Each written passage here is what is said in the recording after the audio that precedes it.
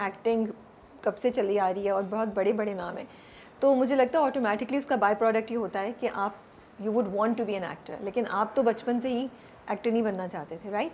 और कोई ऐसा वैसा नहीं हुआ कि वो हीरोज़ को देख के प्रिटेंड करें कि मैं हीरो हूँ, फिल्में देख ली और ये बन रहे, वो भी कुछ ऐसे एक्सपीरियंसेस नहीं हुए?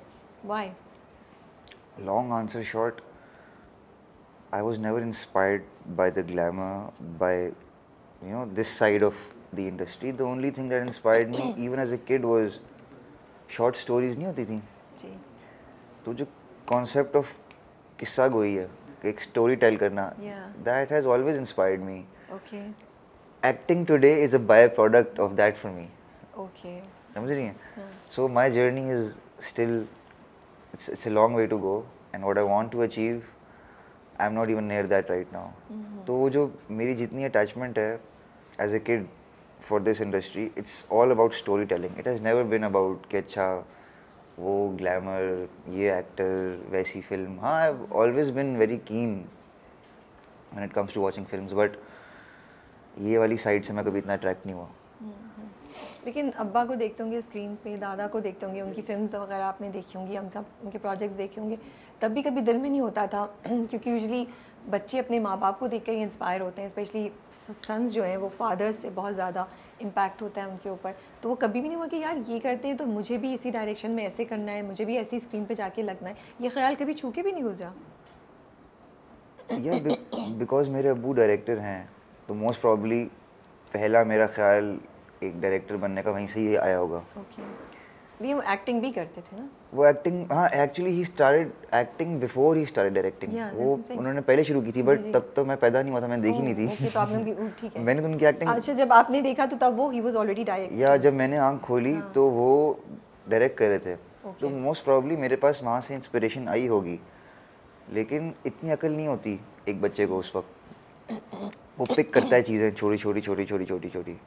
तो अगर मुझे कोई चीज़ याद है एज ए किड जिसने मुझे इंस्पायर किया इस फील्ड में आने के लिए, that is Patras Bukhari, that is Manto. ये सारे शॉर्ट स्टोरी राइटर्स जो हम स्कूल में कभी कभी पढ़ा करते थे. कुछ किताबें छुप के पढ़ते थे, कुछ किताबें कोर्स में होती थी. दोनों नामों से आपको फील हो ही गया होगा. तो वहाँ से ये ईगरनेस बड़ी साइड पे आने की, and still today I call my self a screen writer essentially. तो फिर लिखने की तरफ जाना ज़्यादा आपको अट्रैक्ट कर रहा है, वो ज़्यादा आपकी जहन में है कि मैं लिखूँगा? एक्टिंग जो है वो एक बाय प्रोडक्ट है to what I want to become, और एक असिस्टेंट डायरेक्टर बन के मैं वो कुछ नहीं सीख सकता था जो मैंने एज एन एक्टर बन के सीखा है. मुझे आपने ये बात कहीं और पहले भी बोली है, मुझे आपकी ये बात बहुत हैरान की. ऐसा क्या था एक्टिंग करके आपने सीखा जो जिसने आपका अब मैं पॉइंट ऑफ व्यू क्या उर्दू सोच रही थी, नहीं आ रहा नज़रिया, जिसने आपका नज़रिया चेंज कर दिया? ओके. तो एक प्रोग्रेशन होती है सीन की. कहीं ठहराव होता है, कहीं वो दौड़ता है, कहीं वो भागता है. हर स्टोरी के अंदर अलग अलग आर्क्स होती हैं और ग्राफ होते हैं कि स्टोरी एक पॉइंट ए से पॉइंट बी तक पहुंचना होता है, तो फलाना चीज़ की वजह से वो चीज़ें होती हैं. सो बीइंग एन एक्टर आपके ऊपर वो जिम्मेदारी होती है कि आपने वो एग्जीक्यूट करना है. ठीक है. भले डायरेक्टर आपको बता रहा होता है, but at the end of the day screen पे आप दिख रहे हैं. सही बात है. तो वो सारी चीज़ें जो एक डायरेक्टर ने एग्जीक्यूट करानी होती हैं या एक राइटर ने लिखनी होती हैं, उन सब चीज़ों पे मुझे अबूर हासिल हुआ है being an actor, because I am executing those things at the end of the day. So कभी कभी आप अग्री नहीं करते कि इस राइटर ने क्या लिखा है. आपका अपना नज़रिया होता है किसी चीज़ को देखने का. कभी कभी आप अक्सर डायरेक्टर से भी अग्री नहीं कर रहे होते हैं, क्योंकि आपका एज एन एक्टर एक अलग नज़रिया उसको देखने का, बट आप कर जाते हैं. फिर आप स्क्रीन पे देखते हैं कि अच्छा हाँ यार वो सही कह रहा था. अच्छा हुआ मैंने मुंह बंद रखा. हाँ, वो ठीक कह रहा था, बिकॉज ऑब्वियसली वो 10 चीज़ें और सोच रहा था एट द सेम टाइम. सही बात है. तो वो सब चीज़ें मैं कभी असिस्टेंट डायरेक्टर बन के ना सीख पाता, बिकॉज एक पाकिस्तान में स्पेशली एडीज़ जो हैं वो एक मैनेजेरियल दौड़ में लगे हुए हैं. वो बस स्केड्यूल करते रह जाते हैं, मॉनिटर देख नहीं पाते. वो मुझे तो समझ नहीं आती उन्हें एडी क्यों बोलते हैं, सच्ची बात है. बिकॉज जब मैंने शुरू में ये टर्म सुनी तो मेरा ख्याल था कि वो वाकई डायरेक्टर को in terms of direction assist करते होंगे. फिर जैसे जैसे मैं चीज़ों को और समझती तो मुझे पता चला एडी की जॉब तो बिल्कुल डिफरेंट है, और जैसे आपने कहा कि डायरेक्शन से बहुत कम ताल्लुक होता है उसका. तो एनसी आपने ज्वाइन कर लिया और तब आप क्लियर थे कि मैं डायरेक्शन में ही जाना चाहता हूँ, तो अपॉर्चुनिटीज़ कैसे आना शुरू हुई, या एनसीए से ग्रेजुएट करने के बाद आपने किस तरह अप्रोच किया इंडस्ट्री को, क्या प्रोसेस था? यार लकीली ना कुछ प्रोडक्शन हाउसेज जो एड्स बना रहे थे वहाँ आगे पीछे कोई सीनियर्स हमारे कॉलेज की आगे पीछे काम कर रहे थे, तो उनके कॉन्टैक्ट्स यूज़ करके हमने भी छलांग मार दी अंदर।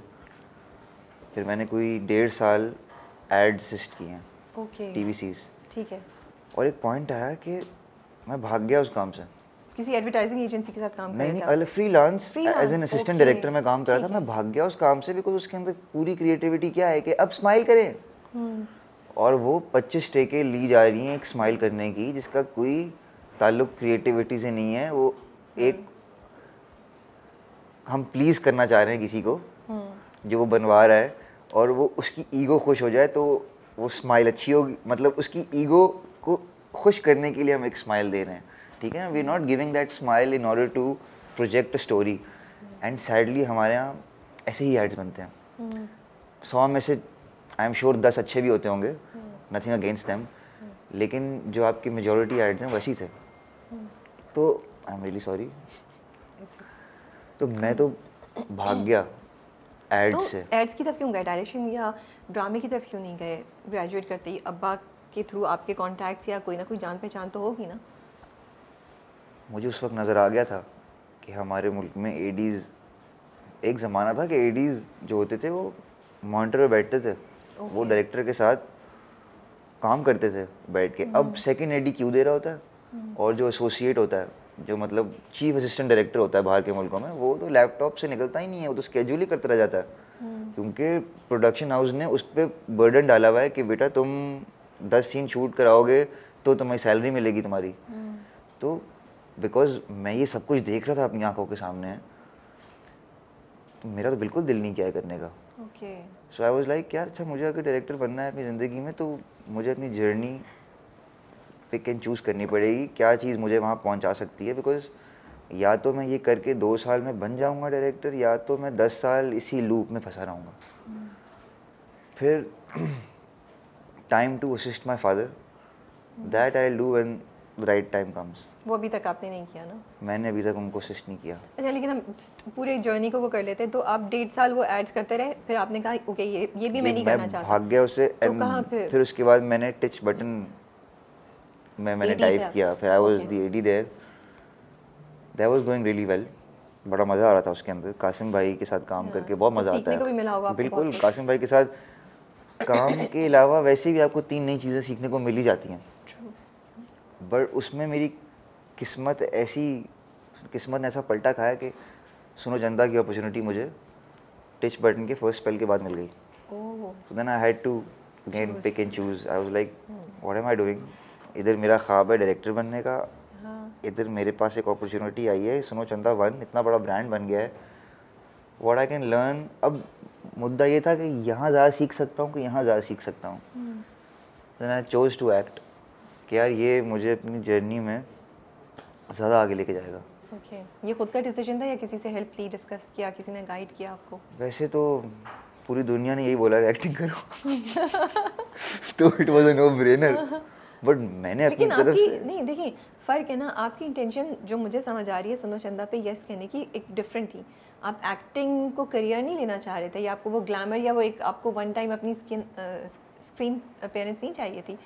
मुझे समझ आ रही है कि आप चाह रहे थे मैं जाके इससे एक डिफरेंट पर्सपेक्टिव से वही चीज़ मैं आगे करना चाहता हूँ उसको समझूँ, विच इज बिल्कुल। डायरेक्शन। तो ये तो एक डिफरेंट थॉट प्रोसेस से आप चल रहे हैं ना, रादर देन कि ओ ये ग्लैमरस अपॉर्चुनिटी आई है, I should just do it because Yeah. मेरा फेस फिर नजर आएगा। तो ये फ़र्क है। और मज़े की बात है जब मैंने कोई प्रोजेक्ट इस नीयत से किया है वो अच्छा हुआ है। अब्दुल्लापुर और सुनो चंदा वो 2 वाहिद प्रोजेक्ट हैं। जाने जहाँ I will come to that was my, I would say ऐसा कौन सा मैं कोई बड़ा पुराना हूँ, but it is a mini comeback I would say. जाने Yes, it जहाँ is. आप बहुत अरसे बाद बहुत अरसे बाद मैं बिल्कुल, स्क्रीन पे दोबारा आया। बिल्कुल।